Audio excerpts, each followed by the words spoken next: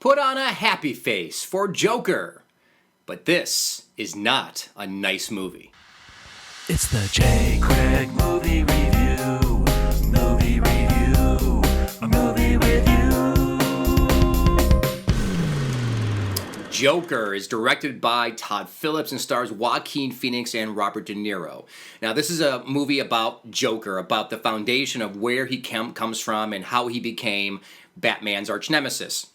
Now, this movie does not have Batman in it, and this is, quite frankly, a movie that didn't need to be made. I kind of felt the same way about a Han Solo original origin story. We don't need to know where he came from. We got the information we need from the movies, and Joker kind of exists because of Batman as far as the lore goes. So this movie didn't really need to be made, but quite frankly, I'm glad they did because this movie kicked my ass. It is pretty exceptional. It's creepy. It's disturbing, and it is not nice. There's not a lot of laughter in this movie. There's more uncomfortable laughter, more giggling at a crazy man and what he's saying, what he's doing, and the interactions he has with other people. But it's not a funny movie. So you're not putting on a happy face to see this movie. If you walk out laughing, then you are part of the problem. This movie is really, again, far exceeding my expectations of what a Joker movie could be. And let's just start off by talking about Joaquin Phoenix.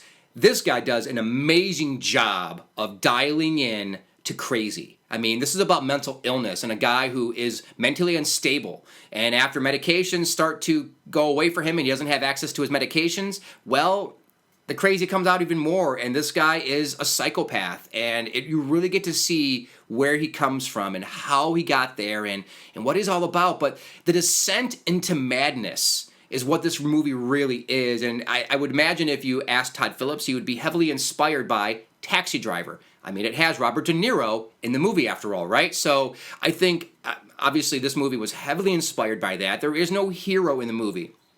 There is the Joker. It's Joaquin Phoenix. He's the hero to some, but he is not a hero in any stretch of the imagination. There's no rooting for the bad guy here. There's no rooting for the good guy here. This is simply watching a guy further himself into some kind of crazed dimension of psychosis or whatever, man. I mean, the guy's crazy, and it is fascinating to watch. It's scary to watch, and it's disturbing to see what happens.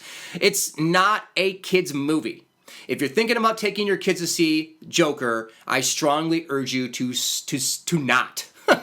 Don't do that, because it's not a kid's movie. There's a lot of really nasty stuff, it's a vile, mean-spirited movie.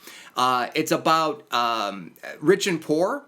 There's a lot of things happening in this movie that are helping him become Joker. And there's a lot of social things going on in this movie about the rich and the poor. Again, there's no Batman in this movie, so don't take your kids. This is not a Batman movie. This is a Joker movie, and it is not fun. It is not happy. It is not nice. But it really is an interesting look at the mind of the man who became Joker. And I wasn't looking forward to it for a couple reasons. First, again, I don't think you need a background story on the Joker. Secondly, Todd Phillips. I'm not a fan of Todd Phillips movies. He makes some good comedies. So I was like, okay, so this is going to be a comedy. Okay, that's fine. Nope. This is not a comedy, and Todd Phillips surprised the hell out of me here. This movie really does kind of go for the jugular. It's one of those movies where I felt unease throughout the entire movie. He's the Joker. You know he's going to become the Joker. There's no surprise there, right? But throughout the movie, he's a bit insane.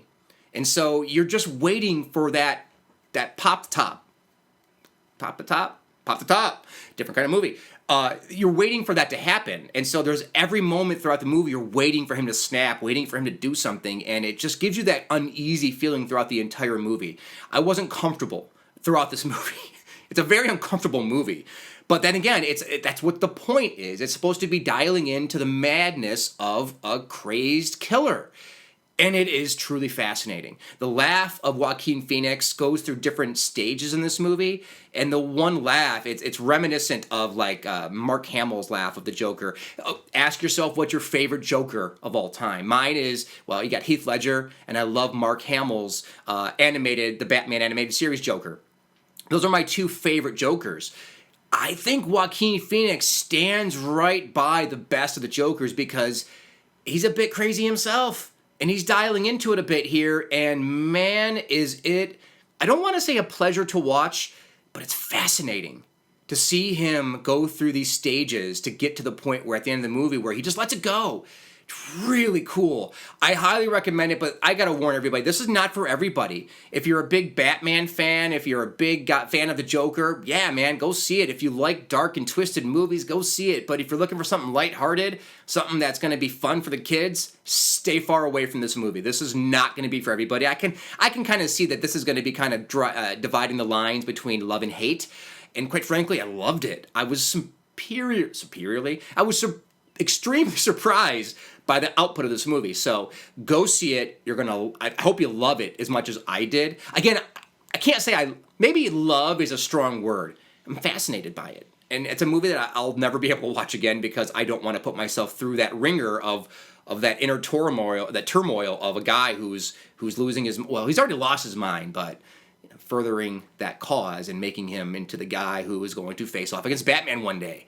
Now, I really hope that DC does this on a continual basis. Makes standalone movies that aren't having to fit into each other. I don't want to see a Batman movie where Batman has to face off with Joaquin Phoenix. I don't want to see that. Just make standalone movies. Make a Batman movie that doesn't have to tie into this movie. Just make, like comic books, like graphic novels, make single telling stories. You don't have to do the Marvel thing. DC, take note. You're on the right course. Stay the course. Thanks for watching. Thanks for listening. Don't forget to subscribe, like, and follow the J. Craig. Go see the movie. It's the J. Craig Movie Review. You watch till the end. Thanks, like, and subscribe.